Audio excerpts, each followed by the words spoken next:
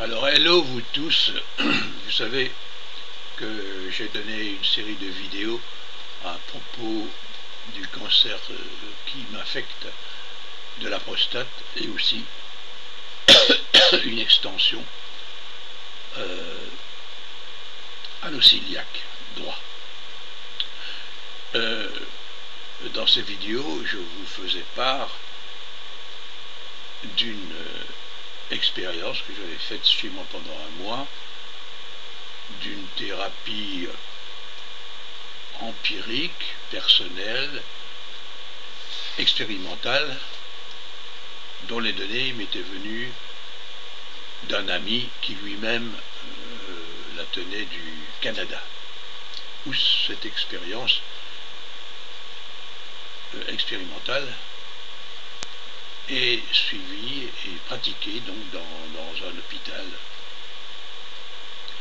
Donc j'avais d'abord refusé la chimiothérapie classique parce que je pensais qu'elle allait tellement m'affaiblir que finalement j'en mourrais beaucoup plus tôt. Et ce n'est pas simplement une idée, c'est que mes globules blancs allaient être moindres, mes globules rouges aussi, donc défaut de respiration, pompage du cœur, infection aléatoire, puisque à ce moment-là mes globules blancs ne pouvaient plus tellement intervenir, donc j'ai refusé. Et donc à ce propos-là, j'ai demandé au médecin, mais de quoi meurt-on quand on a un cancer de la prostate? La plupart étaient tellement surpris, il y a eu un moment de silence. La plupart des médecins puis me disent de faiblesse. Et finalement, je me suis rendu compte que, en tout cas dans nos pays, plus aucune personne atteinte d'un cancer ne décide d'échapper à la thérapie.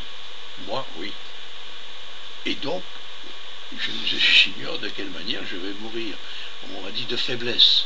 Bon, probable, donc il y a des choses qui vont gagner, la douleur, des choses comme ça.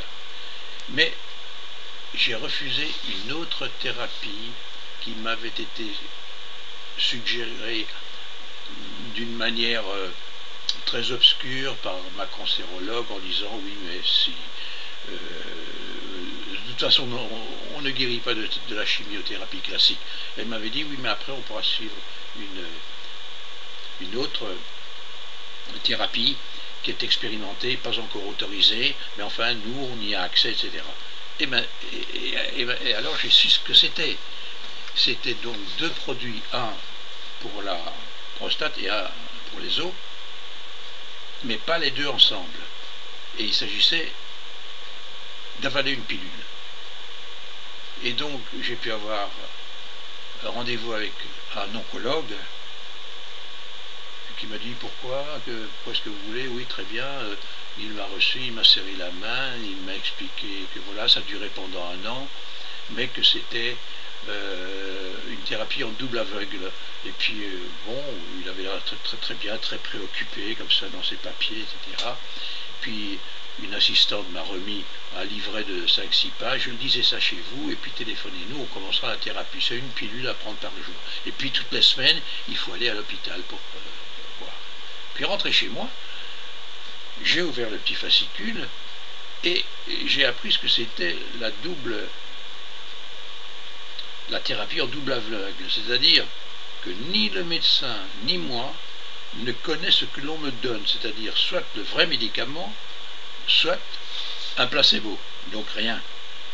Mais de toute façon, même si j'avais le placebo, personne ne le sait, je devais aller pendant un an à l'hôpital.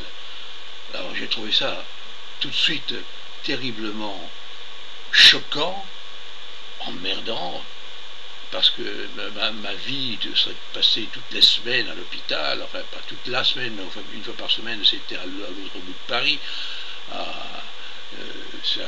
l'hôpital Pompidou. Et alors j'ai continué à feuilleter, puis j'ai vu, oui, parce qu'en fait, ils analysent, puisque ce n'est pas encore autorisé, les effets secondaires.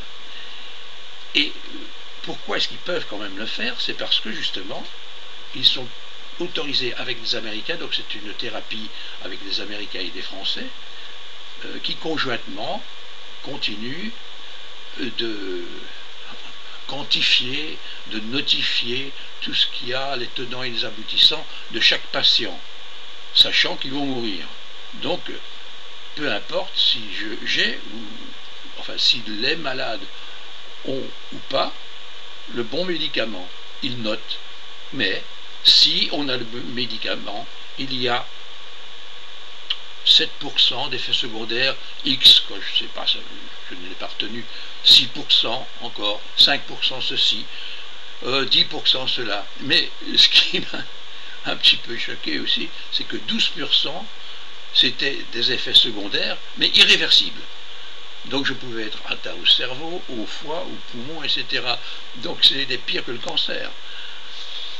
Alors je me suis dit non, plus aucune thérapie, je laisse courir et on verra bien ce qui va passer. De toute façon, je vais avoir prochainement 78 ans, et ben j'ai bien vécu. Pour le moment, je me sens bien. Si je dors bien, je me sens bien. Et je suis content de dire cela aux gens qui éventuellement ont envie de conseils. Moi je veux leur dire, écoutez, à partir du moment où on a entre 75 ans et 80 ans, on a quand même bien vécu.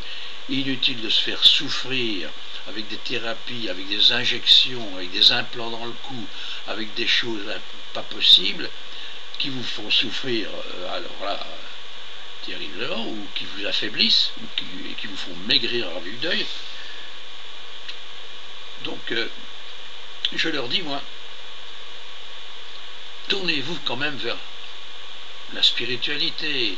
L'homme est un être exceptionnel dans le cosmos, sur la Terre et probablement, très probablement sur d'autres planètes. Donc ce n'est pas sa seule vie, il y a une survie, il y a une incarnation. Donc lorsque l'on s'éteint dans cette vie-ci, ce corps sacré qui reçoit l'esprit sacré s'éteint et l'âme se réincarne dans un magnifique bébé où les expériences qui ont été interrompues ou assimilées vont continuer. Donc il n'y a pas de souci à se faire. Vous devez prendre tout ça avec le sourire. Mais je ne parle pas pour tous ceux qui ont un cancer et dont la chimiothérapie peut fonctionner. Or, dans mon cas, on m'a répété plusieurs fois la chimiothérapie, oui, mais de toute façon, ça ne vous sauvera pas. Donc ça vous donnera un sursis de 4 mois et demi, 5 mois. Quoi. Alors dans ce cas-là, je dis non. Et je rigole parce que je dis non. Et mon médecin traitant rigole avec moi en disant « Je vous comprends, monsieur le maire ». Voilà. Bye bye, au revoir, à bientôt.